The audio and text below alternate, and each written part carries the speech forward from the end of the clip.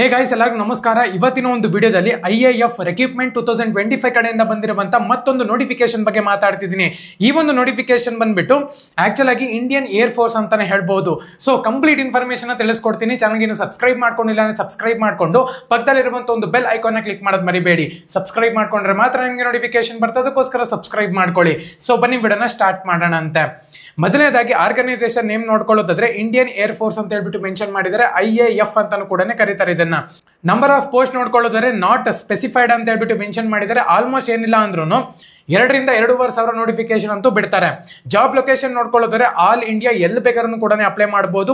Post ಒಂದು name ನೋಡ್ಕೊಳ್ಳೋದಾದ್ರೆ Agniveer ಅಂತಾನೆ ಹೇಳ್ಬೋದು. ಸ್ಯಾಲರಿ 30,000 ರೂಪಾಯಿಂದ ಹಿಡಿದು 40,000 ರೂಪಾಯಿ ತನಕ ಕೂಡ ಇರುತ್ತೆ. ಒಂದೊಂದು ಟೈಮ್ ಟೆಂಪ್ರವರಿ ಕೆಲಸ ಕೂಡ ಇರುತ್ತೆ. ಇದು IAF ರಿಕ್ರೂಟ್ಮೆಂಟ್ 2025 ಎಲಿಜಿಬಿಲಿಟಿ ಕ್ರೈಟೀರಿಯಾ ನೋಡ್ಕೊಳ್ಳೋದಾದ್ರೆ ಮಿನಿಮಮ್ ನೀವು ಇಲ್ಲಿ 12th ಅನ್ನ ಪಾಸ್ ಆಗಿರ್ಬೇಕಾಗುತ್ತೆ. ಡಿಪ್ಲೊಮಾ ಅಥವಾ ನೀವು ಇಲ್ಲಿ ಡಿಗ್ರಿ ಮಾಡ್ಕೊಂಡಿದ್ದೀರಾ ಅಂದ್ರೂ ಕೂಡ ಅಪ್ಲೈ ಮಾಡಬಹುದು. ಏಜ್ ಒಂದು ಲಿಮಿಟ್ ನೋಡ್ಕೊಳ್ಳೋದಾದ್ರೆ 18 ವರ್ಷದಿಂದ 25 ವರ್ಷ ಅಂತ ಕೂಡ ಹೇಳಿದ್ದಾರೆ. ಏಜ್ ಒಂದು ರಿಲ್ಯಾಕ್ಸೇಷನ್ ನೋಡ್ಕೊಳ್ಳೋದಾದ್ರೆ 8 to 10 years ಇರುತ್ತೆ. ಅಪ್ಲಿಕೇಶನ್ ಫೀಸ್ ನೋಡ್ಕೊಳ್ಳೋದಾದ್ರೆ ರಿಜಿಸ್ಟ್ರೇಷನ್ ಫೀಸ್ ಎಲ್ಲ ಒಂದು ಕ್ಯಾಂಡಿಡೇಟ್ಸ್ಗೂ ಕೂಡ 100 ರೂಪಾಯಿ ಚಾರ್ಜ್ ಮಾಡ್ತಿದ್ದಾರೆ. ಸೆಲೆಕ್ಷನ್ ಪ್ರೋಸೆಸ್ ಡಾಕ್ಯುಮೆಂಟ್ ವೆರಿಫಿಕೇಶನ್ ಇರುತ್ತೆ, ಸ್ಪೋರ್ಟ್ಸ್ ಮತ್ತೆ ಟ್ರಯಲ್ ಇರುತ್ತೆ, ಫಿಸಿಕಲ್ ಟೆಸ್ಟ್ ಇರುತ್ತೆ, ಮತ್ತೆ ಮೆಡಿಕಲ್ ಎಕ್ಸಾಮಿನೇಷನ್ ಇರುತ್ತೆ ಅಂತಾನು ಕೂಡ ಮೆನ್ಷನ್ ಮಾಡ್ಕೊಂಡಿದ್ದಾರೆ. ಇಂಪಾರ್ಟೆಂಟ್ ಡೇಟ್ಸ್ ನೋಡ್ಕೊಳ್ಳೋದಾದ್ರೆ ಸ್ಟಾರ್ಟ್ ಡೇಟ್ 13/2/2025 ಅಂತ ಹೇಳ್ಬಿಟ್ಟು ಮೆನ್ಷನ್ ಮಾಡಿದ್ದಾರೆ. ಲಾಸ್ಟ್ ಡೇಟ್ ನೋಡ್ಕೊಳ್ಳೋದಾದ್ರೆ 22nd of February 2025 ಅಂತ ಹೇಳ್ಬಿಟ್ಟು ಮೆನ್ಷನ್ ಮಾಡ್ಕೊಂಡಿದ್ದಾರೆ.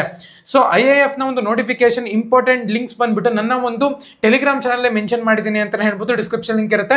ಪ್ರತಿಯೊಬ್ಬರು ಕೂಡ ಹೋಗಿ ಅಪ್ಲೈ ಮಾಡಿ.